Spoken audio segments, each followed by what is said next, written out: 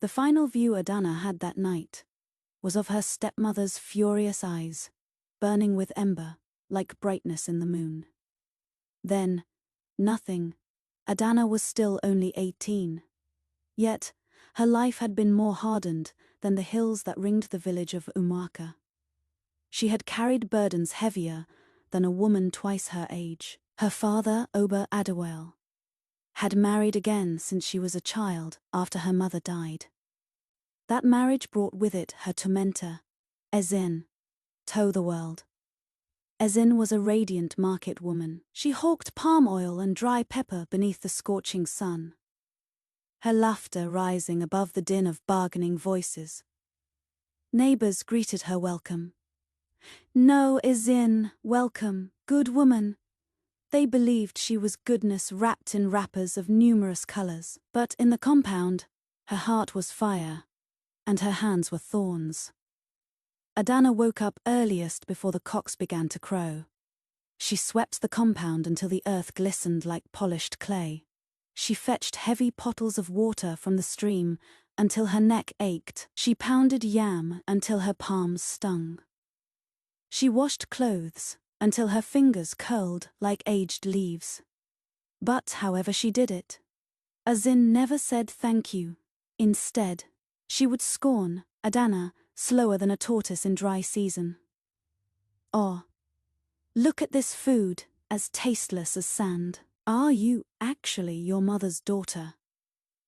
Her own children, Chamilu and Ifunanya, ate steaming stew with fish and meat, while Adanna was offered cold pap, thin as rainwater. But Adanna held her tongue. She suffered her hurt in silence, for her father rose early to the farm and returned late, shoulders bent with labor. Why trouble him? African elders note. The child who threatens her mother will never sleep. Adanna feared that if she spoke up, her father's heart would never rest. So she endured. Something broke one night, though. The moon shone brightly, silvering the village. Bizarre whispers swirled by the wind, silently stinging. Adanna tossed on her mat, restlessness overwhelming her. She rose, walked to the small window, and leaned out. Her breath was stuck in her throat. Shadows drew themselves toward the backyard. 4 women, draped in black wrappers. Bare feet swept the ground noiselessly. One of them is in. Curiosity burned hotter than fear.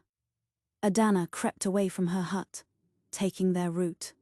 She knelt behind a giant baobab tree. The women grouped together, in a circle around a small fire. They lifted and dropped voices in a language Adanna had never heard. The hiss of wind and the rumble of thunder sounds mixed. The fire spat. The shadows danced. And then one woman's voice called out clear. "It is time. A strong life must go." "Yes," answered Ezin, her tone cold like the midnight. "My husband shall be the victim. In 3 nights, his soul will be ours. His death will give us power." Adanna's eyes grew wide, her heart pounding. They were planning to murder her father. She stepped back, her legs trembling, but destiny deceived her. Her toe snapped a dry stick. "Who is there?" one woman exclaimed. "Catch her!" Ezin's scream tore the air.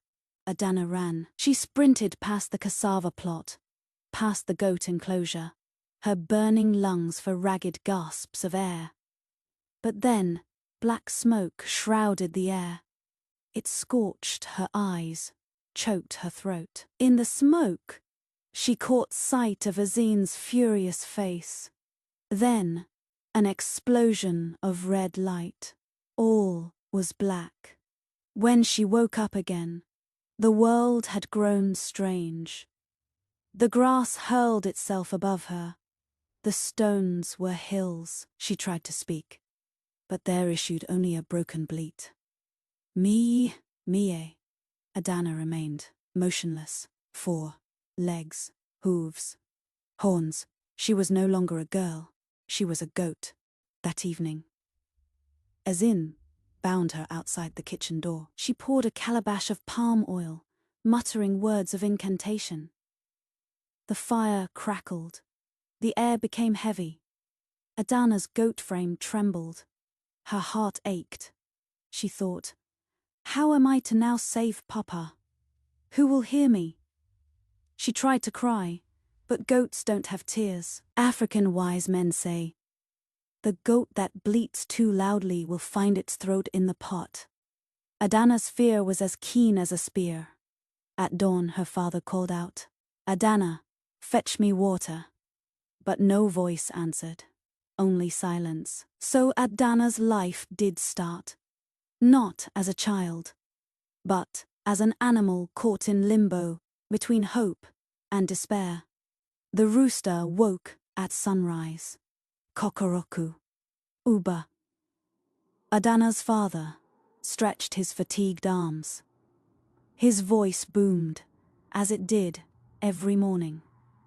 Adanna, fetch water. Silence. He frowned. It was unlike her. His daughter was always earlier than him, sweeping, fetching, working. A father knows the rhythm of his child. Something was wrong. But Azin had already started her plan. She balanced on her head a large basket, dried fish, pepper. And underneath them, Adanna, now a goat, concealed under a cloth. The goat's small heart pounded. She couldn't breathe under the load. No, no, she is bringing me to the market. She will sell me like meat. Azin sang a market song as she walked down the dry road, her wrapper blowing about. Villagers smiled at her. No, Azin. Well done, trader. Her smile hid the wicked joy in her heart. She set the basket down in the market. She tied Adanna to a little stick beside her stall. Strong goat for sale, she shouted. Very fat, very healthy, they arrived. Women selling ground nuts. Men selling cola nuts. Children with coins. Some patted Adanna's back. Some pulled her ear. How much? A woman asked. 5 cowries, replied Azin. Too expensive, spat the woman. And she vanished. Adanna's goat eyes popped out. She shook her head frantically, hoping to beg, but all that emerged was a bleating. Me. Me. No one understood. No one realized this goat had a human soul. Azin whispered in her ear and pinched her secretly. Quiet mouse. Foolish woman, she panted. The sun pounded down. The hours ticked on. Up dripped Adanna's goat head with sweat. Up rose palm oil, fish, and roasting maize with their scent.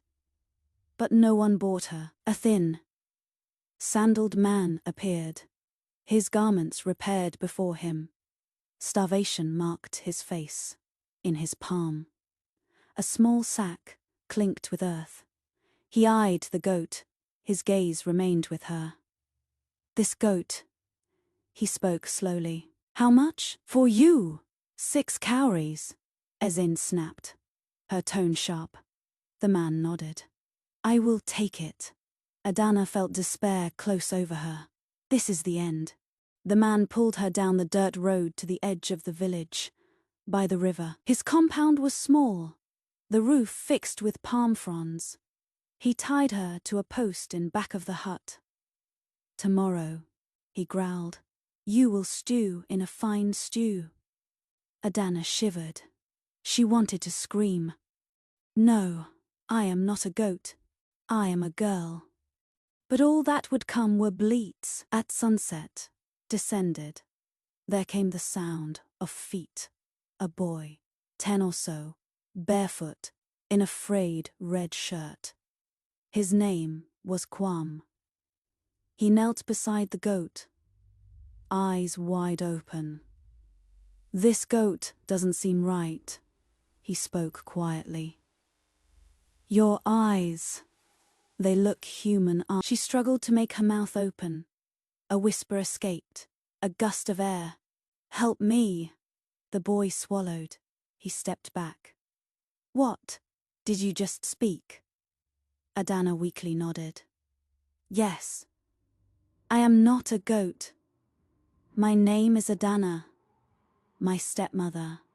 She did this to me. She wants to murder my father." Kwame's jaw dropped open. His own heart pounded in his small chest. A girl, but goats don't speak. "It is true," Adanna pleaded. "Please, don't make them cook me." The boy scratched his head. He looked at the house where his father slept. Courage and fear fought in his heart. African elders say, "The boy who holds the drum must decide whether to beat it or keep it silent." Kwame made up his mind. He leaned forward, whispering, "All right, I will help you. But how can we change you back?" Adanna's goat eyes were full of sadness. "I do not know." A voice boomed loudly from within the hut. "Kwame, come quickly and help me sharpen the knife." The boy stood paralyzed. The kill was being prepared by his father. Adanna's bleat was soft, pathetic. "Please, do not make him kill me." Kwame's delicate hands shook. His breathing was rapid. He whispered close again. "Do not be afraid. I will try to find a solution." The boy did not sleep on his mat that night. His father snored very loudly. There was a chirping of crickets in the evening. But Kwame's mind oppressed him. What? If Papa kills her tomorrow? What if no one believes me? What if she is human after all, and I do nothing about it? He sat up, gazed out of the window. The goat was sleeping under the tree, still, her eyes shining faintly in the moon.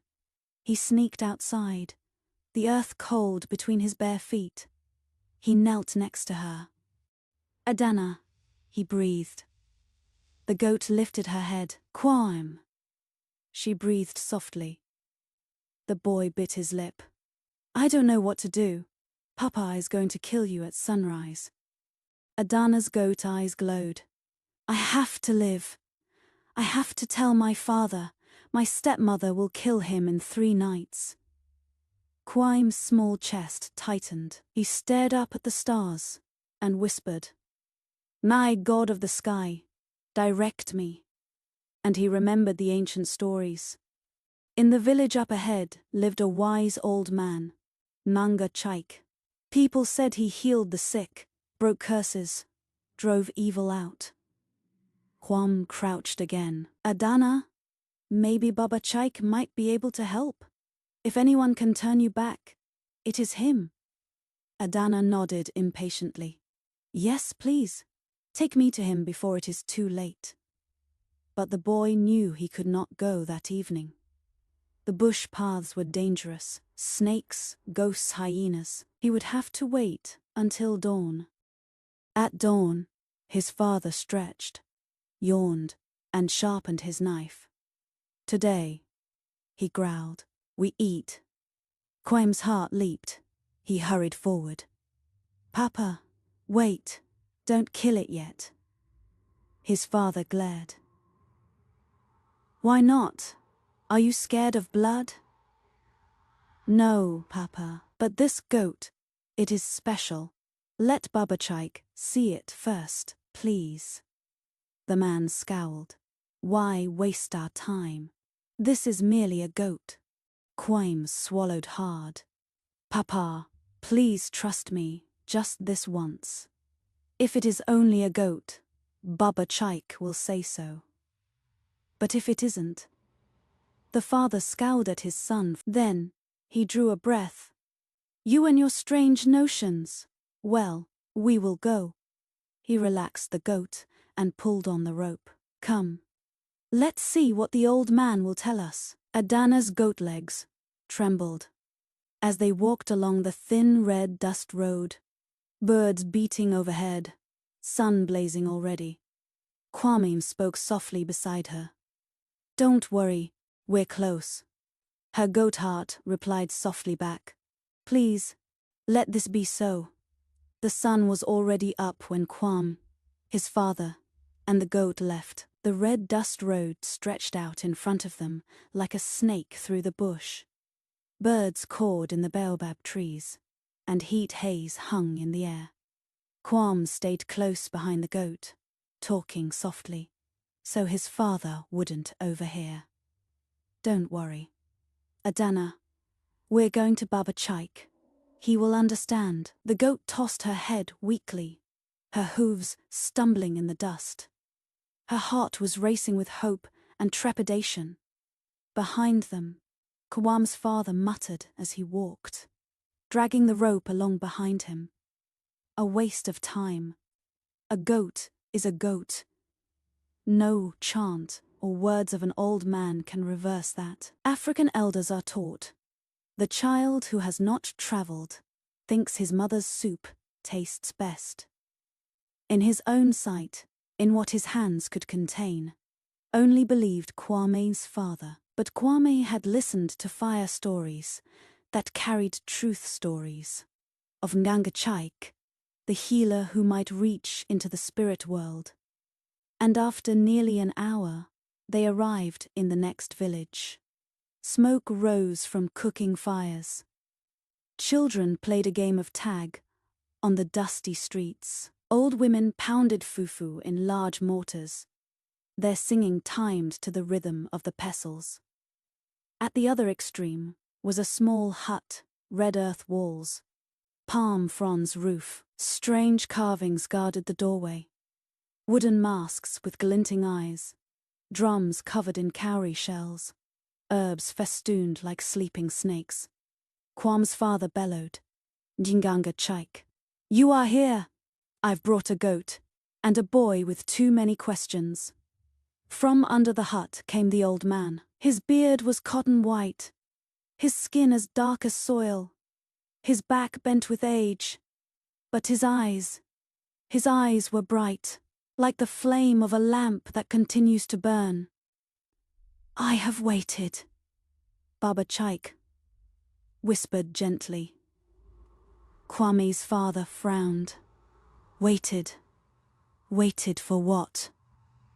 He stepped forward and first looked at Kwame, then the goat. Slowly, he knelt down and placed his hand on the goat's head. Adanna shivered. Barely a whisper escaped her lips. Help me! The old man stood frozen. Wide was his stare. Kwame's father moved back in reverse. Did the goat just talk? Kwame squeezed his father's arm. Yes, Papa. I did say so. She is not a goat. She is a girl. Her name is Adanna. The elder closed his eyes. He found a small gourd covered in red string and poured white powder onto the back of the goat.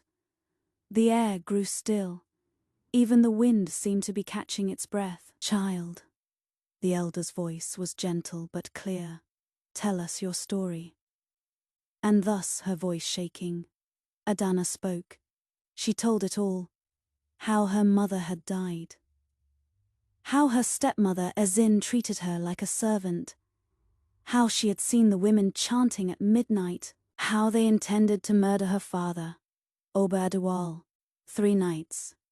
Hence, how she was discovered, cursed, and turned into a goat. Kwame's father placed both hands on his head, gasping. Great ancestors. To think I almost butchered her to eat. African elders say, the eye that does not cry will one day lose its sight. His eyes were filled with tears now, burdened with shame. Nganga Chaik came out gradually. I swear to you, it is true. This is not an ordinary goat. It is a maiden bewitched by a curse. But the curse is strong, and the witch who bewitched her is stronger than ordinary witches. To chase her away, I must call on the spirits of our ancestors. Kwame's father swallowed hard. Do as you please, Baba. I will believe now. The old man unrolled a mat on the earth. He placed Adanna upon it. He brought calabashes of medicine from his hut, gourds of water, and a little drum with symbols carved into it. He scattered the herbs all over her spine. He beat the drum 3 times. Boom, boom. The earth trembled. Birds flew out of the trees. Smoke rose from the roof, curling white into the air. He began to chant in an ancient language. The syllables boomed, slicing but soothing. Obien Kiene, Obien Kine, river spirits, sky spirits, shatter what is tied up, liberate what is lost. Adanna's form shook. Her horns faded, her hooves stretched, her hide shone. Kwame held his father's hand. Papa, look! In an instant, the goat was gone. And in its stead, delicate but human once more, was Adanna. She lifted her head, weeping tears down her face. Thank you for saving me. Kwame's father stepped back, amazed. His knees trembled. It is unbelievable. She is a girl, and I near. His voice broke. Forgive me, child. Ngonganga Chaik's face was serious. Do not be too quick to rejoice. The one who cursed you will not give up. She will seek out your father's life again. You have to return to your village. Warn him, protect him. For within 2 nights, the danger will come. Adanna nodded, resolve burning in her eyes, even as she was frail. I need to go. I need to save my father. Kwame smiled through the tears. I promised to help, Adanna, and now, by the gods, I will not fail you. The old man placed a hand on her shoulder. Run, child, run, as the river. Tell the king what is true. Remember, when lies run fast, truth walks slowly, but truth always reaches the market. Adanna rose from her seat, still unsteady in the legs but firm in heart. She looked at Kwame and his father. If not for you, I would be gone. I will never forget this. The boy grinned. Just promise you will return someday, and tell me how the story ends. Adanna smiled weakly. I promise. Adanna ran barefoot along the red dust path, lungs burning, heart pounding like a drum. Sunday blazed into her skin, but she did not waver. Bushes tore at her wrapper, stones cut her feet, but still she rushed along. I have to reach Papa. I have to warn him before it is too late. Behind her, the wind breathed softly through the trees and bore faintly the whisper of Nganga Chik's incantation. His words burned in her mind. When lies run fast, truth walks slowly, but truth always gets to the market. At last, the familiar rooftops of Umuaka appeared. Cooking fires sent wisps of smoke into the air. The faint laughter of children echoed. Adanna's heart tightened. Days she had gone missing were gone with no trace. Would anyone believe her now? Near the fence of the compound, Oba Adewale sat under the iroko tree. His face was drained of sleep, his eyes red. He had sought his daughter. His heart had carried the weight of grief. Adanna, his voice croaked. Where did you go? I thought I lost you. She shook as she fell into his arms. Papa! There were tears running down her cheeks. Azin came out of the kitchen, pounding yam with heavy knocks. Her eyes opened wide as she stared at the girl still breathing. Her hands trembled for a moment. Then she smiled. Ah, you are back, child. Where have you hidden yourself? Adanna stepped back, motioning to her with shaking hands. Papa, it was her. She transformed me into a goat. She is a witch. She and her friends conspired to kill you within 3 nights. The pestle dropped from Azin's hand. It landed on the mortar. Neighbors began to assemble. Rumors were spread like a dry grass fire. She transformed her stepdaughter into a goat. Can that be true? Izin went white, but she talked louder. Lies, all lies. This foolish girl has lost her mind. But Adanna's voice was stern now, weighted with reality. No, Papa. I saw her myself.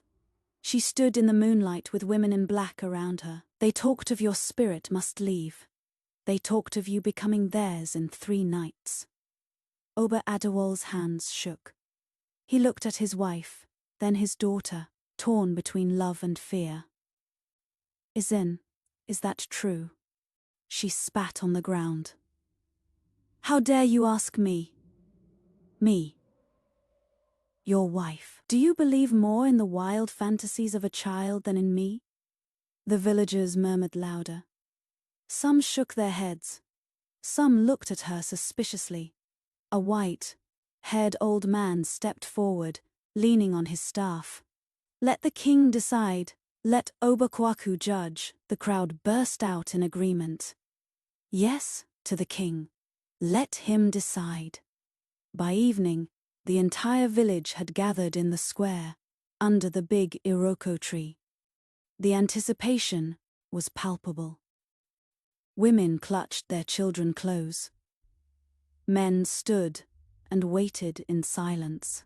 In the center sat Obakwaku, the king, upon his beautifully carved wooden throne.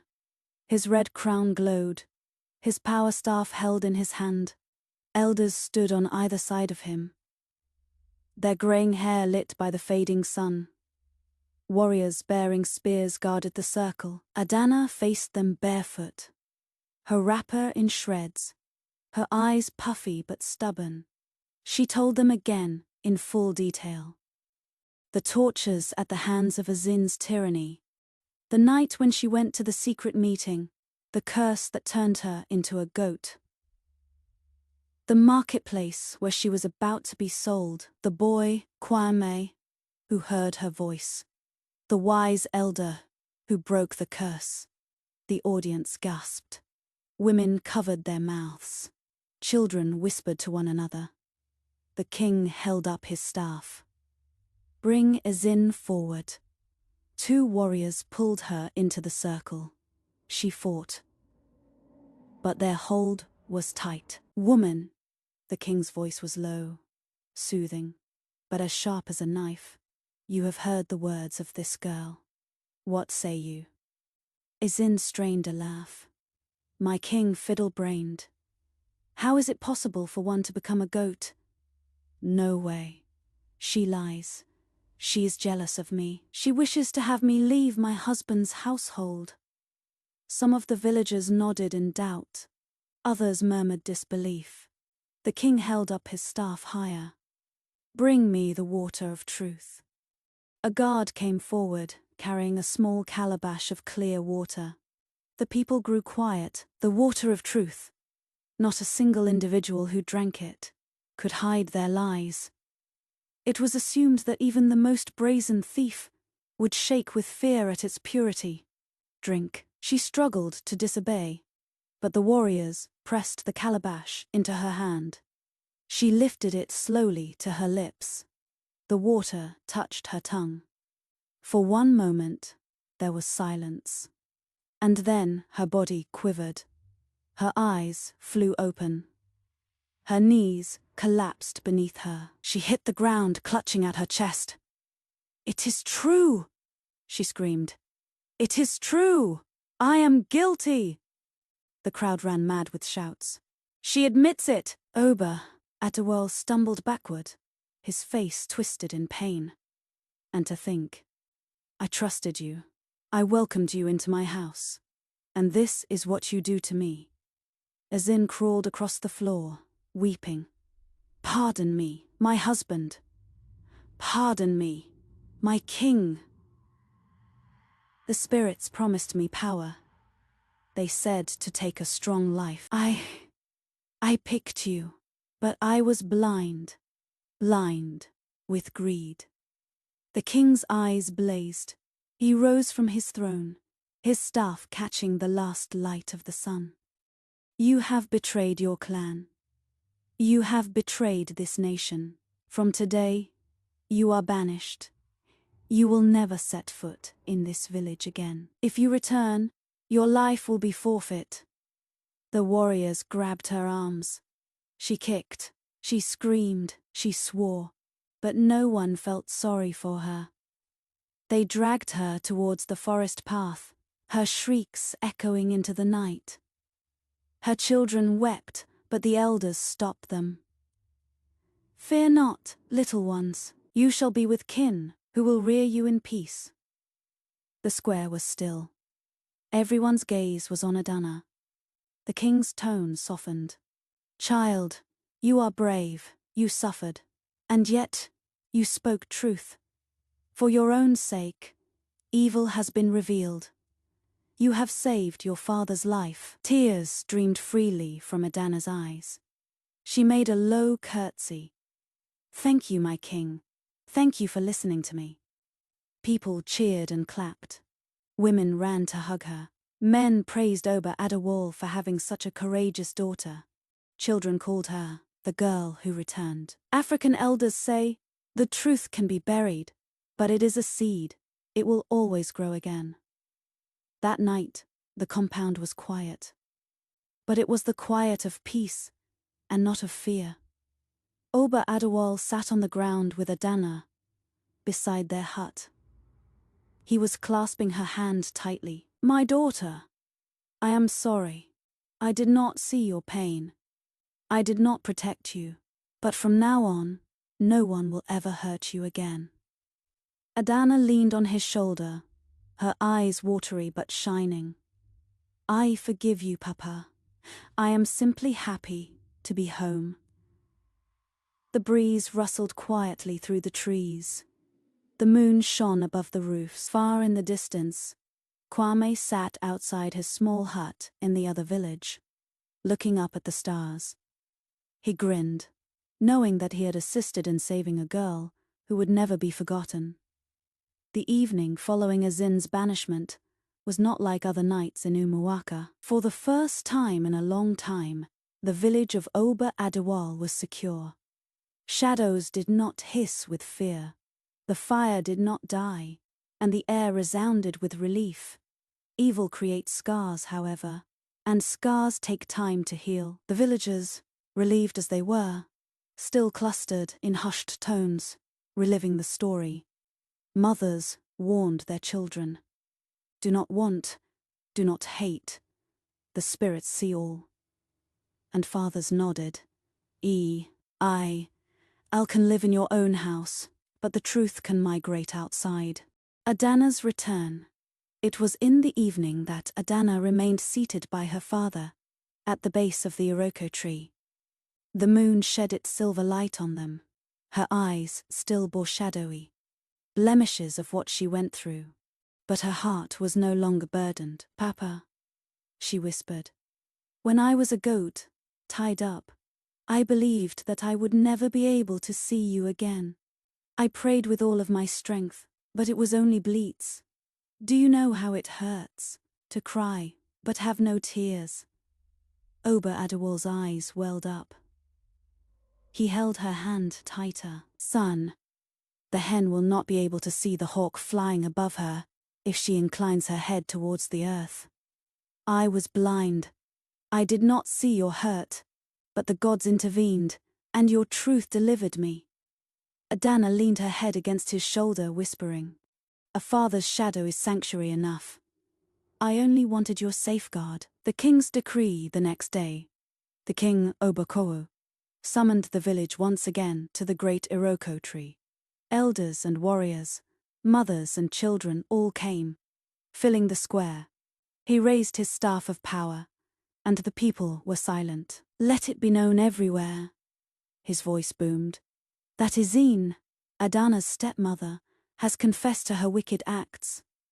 She wished to sell her husband's soul for power, and she turned an innocent child into a goat. For that, she is banished for life. No one will feed her, provide water for her, or harbor her if she returns. The people all cried out in agreement. So it shall be. Oba Kawaku continued. And let it be known that Adanna, daughter of Oba Adewale, has shown courage more than men, despite being cursed and silenced. She struggled to let truth shine. From today, her name will be remembered in the village songs. The crowd applauded. Women ululated, their voices slicing through the air like flutes. Men beat their drums, the beat echoing through the hills. A new dawn for weeks. There was calm in Umuaka.